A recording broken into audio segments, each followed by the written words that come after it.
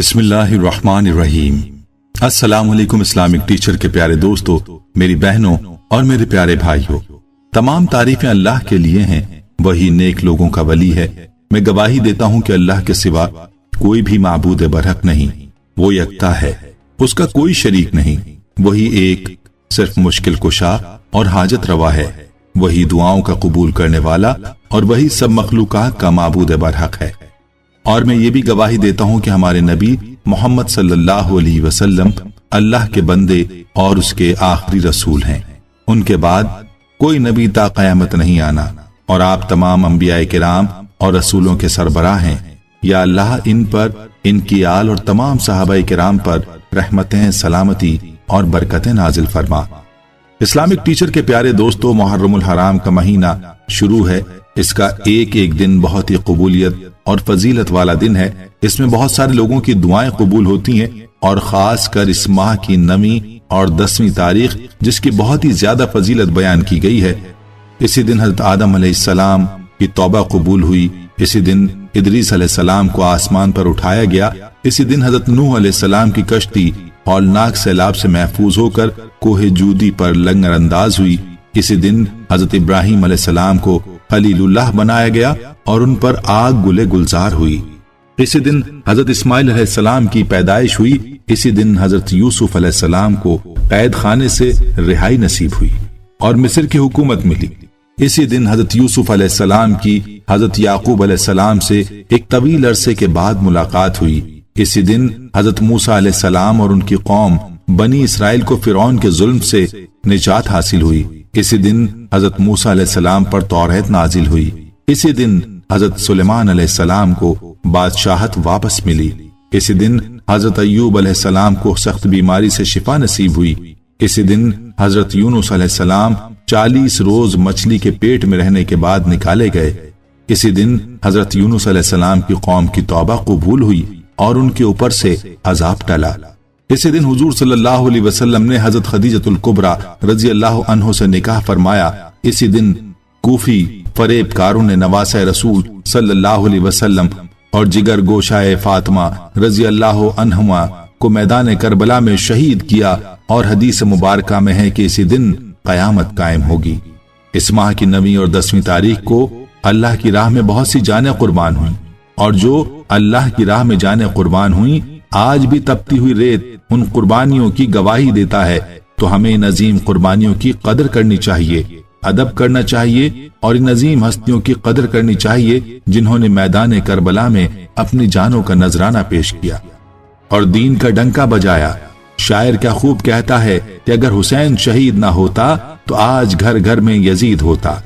تو انہوں نے ہمارے لیے، ان عظیم ہستیوں نے اپنی جانیں اللہ کی راہ میں قربان کر دیں، تو ہمیں بھی چاہیے کہ اس اسلامی مہینے کا ادب و احترام کریں، اور اس مہینے کو عظیم ہستیوں کی یاد میں گزارنا چاہیے جنہوں نے اپنی جانیں قربان کی۔ اس عظیم مہینے کی قدر کریں اور اس مہینے کا زیادہ سے زیادہ ٹائم اللہ کی یاد میں گزاریں۔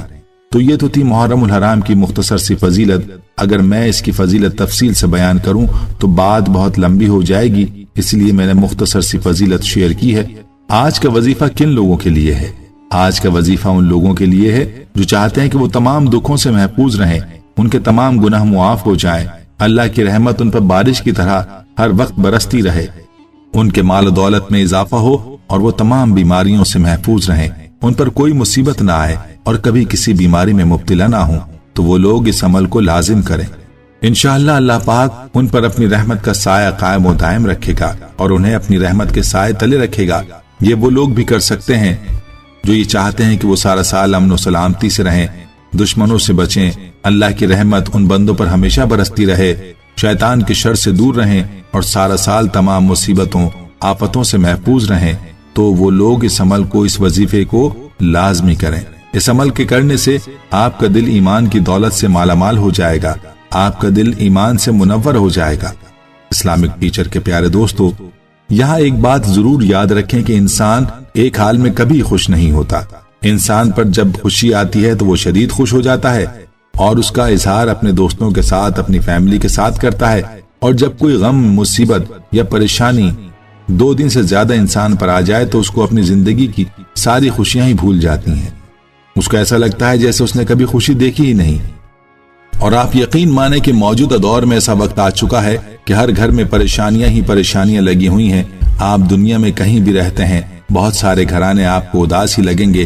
किसी को औलाद की परेशानी होती है, किसी को बीवी की, किसी को शौहर की, किसी को गुर्बत और अफलास की, किसी को औलाद ना होने की। हर घर परेशानियों से भरे हुए हैं। हमारे चैनल और फेसबुक पेजेस पर रोजाना की बुनियादों पर बेतहाशा ऐसे लोगों के मैसेजेस मौसूल हो रहे हैं जो कहते हैं इस्लामिक टीचर, मेरा बेटा बड़ा नाफरमान है, हमारा कहना नहीं मानता, हमें कोई वजीफा बता दे। कोई कहता है मेरे घर गुर्बत का मसला है, जवान बेटे घर में फारिग बैठे हैं, उनको कहीं भी नौकरी नहीं मिल रही, इसका कोई वजीफा बता दें। आपको हर फर्द किसी न किसी परेशानी में नजर आएगा। अब उन परेशानियों से आपको निजात सिर्फ और सिर्फ अल्लाह की जानिब रुजू करके मिलेगी। जब आप अपने दिल के दुखड़े, अपने दिल के गम अल्लाह को बताएंगे तो यकीन मानिए आपकी परेशानी और मुसीबतें जरूर खत्म हो जाएंगी।